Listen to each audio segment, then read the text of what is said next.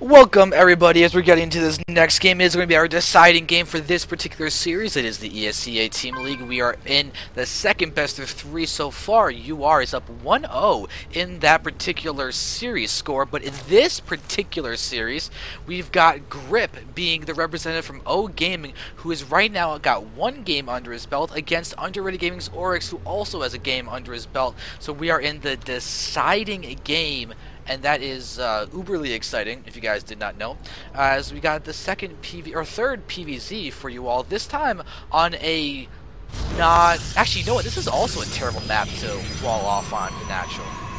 Are you kidding? I love this natural wall off. But it's so easy to screw up as well.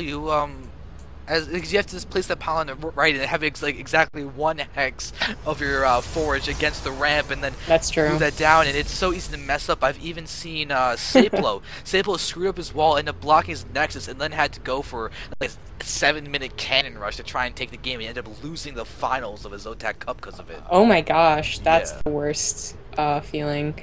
I actually haven't had that problem yet, knock on wood. Haven't blocked my Nexus yet. Have blocked it many a times in Brood War, not gonna lie. But I think Aurex has gotten it right this time, so no hiccups there. Once again, gonna see that Forge. I wonder if he's ever actually gonna Cannon Rush. Daybreak, very popular for that third. Daybreak, very popular for Zerg, thanks to Dong Regu with like a 90% win rate on this map. Insane.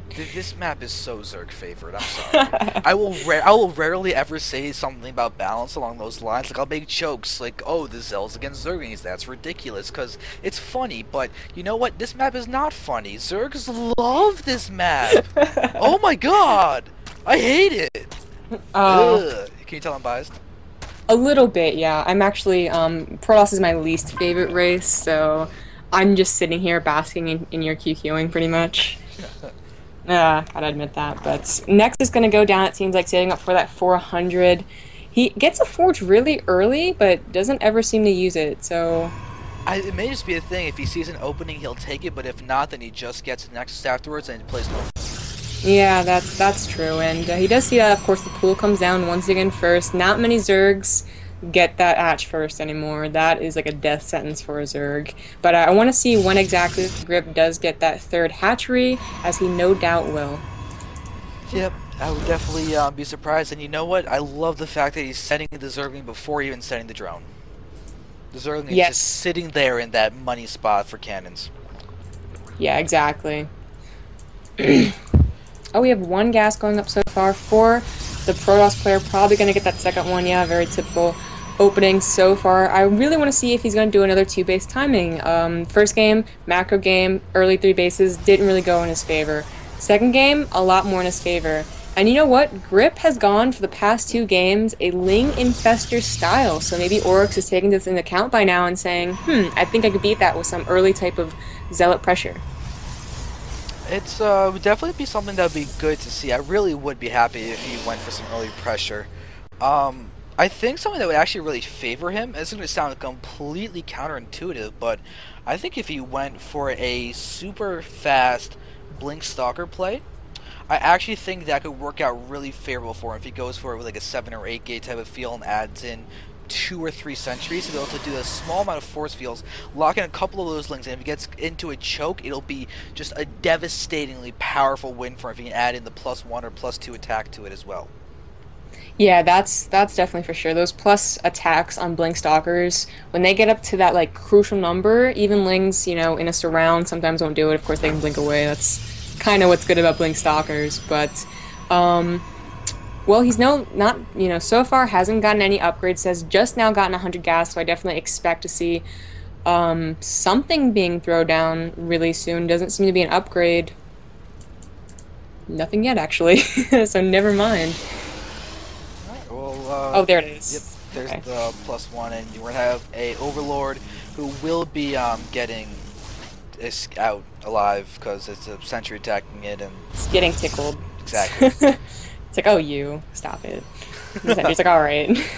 Oh my god. All right. That was actually really nice. He actually scared the Overlord away and then immediately put down 2 more gases. Oh, that is a nice little move. And he did throw down his robotics facility, so we could just go in for the big standard Sentry Immortal push that is almost necessary in PvZ nowadays. I've seen On so Daybreak. it's so ridiculous because it's so hard to get a fast third because the Stefano Roach multi-pronged attack style is just devastatingly powerful. So it really, really forces out Protoss to kind of stay on two bases for a little bit because any Zerg that scouts that fast third, we're getting demolished. Yeah, exactly. I think his Overlord so far, the one coming into the main, has not been scouted yet. No sentry on the move quite yet. They're actually dealing with the Overlord in the natural right now, and it's going to be a race to see if this Overlord actually sees the Robo. It sees two gates. It definitely sees the Robo. Yeah, that is very much in the vision of Grippe. And he's seeing pure sentry too, and that in itself is so important. He just knows that this is pure gain the sentry energy time and then push in with Immortals. Yeah, he has, of course, also seen those two gases that were originally hidden from him, so he probably has a really, really good idea of what is to come. Now, he is also getting +1 armor, so not immediately going up to those +3s that we see sometimes on the attack. In return, Grippe is going up to Lair right now, pretty standard timing. Once again, 4 gases and none in the main, which seems to be a thing that he likes to do, part of his style. And we'll have to see if he goes for that super Ling heavy style of play again, or if he bothers to get roaches, which he hasn't so far in this series. Yeah, well, I'm very, very curious to see how he's going to be dealing with this push. Because this is something that's really no longer rare. A lot of Protosses rely on this, and a lot of Zergs hate it. But it can be defended, but it's usually a very costly defense. But if the Protoss goes kind of all-inish with it, for example, when they have 49 probes to 60 drones that are out in the field almost 10 minutes into the game. Although we just saw 60 drones go down to 53. Where? Oh, Spine Crawler's at that third. Yeah, he's also getting 2 macro hatcheries. That's something else that he's been doing religiously in this series, because he, is definitely going to go for that ultra heavy Ling style. Oh my gosh, 12 spine crawlers. That is a lot of spine crawlers. To be honest, I like it. I like it too. This push is so powerful, and if you do only Lings without any support, just warping set or Zealots, and your day's kind of ruined. Roaches, that's the Immortals for. So spine crawlers really going to help him out here. Yeah, and also another big thing is that spine crawlers are movable. So it's not they're not real static defense. They're not missile turrets. They're not cannons. Right. All right, but now we're gonna have this big force moving across, and we're gonna move to where there's only 4 spine crawlers. Start there, and holy God, they're getting demolished.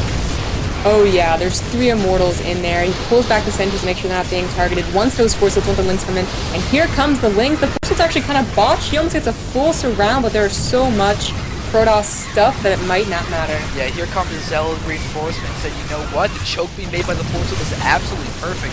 These Immortals are all still alive, including the one that's 31 health, 5 kills, 10 kills, 9 kills. This is really bad, and it's looking like Aurex is taking a very powerful team now. 4 queens looking to be worse, where there is the force field on the ramp that has 3 hatcheries worth of production in there. Although the full surround is nice, it's looking like these Immortals are still staying alive.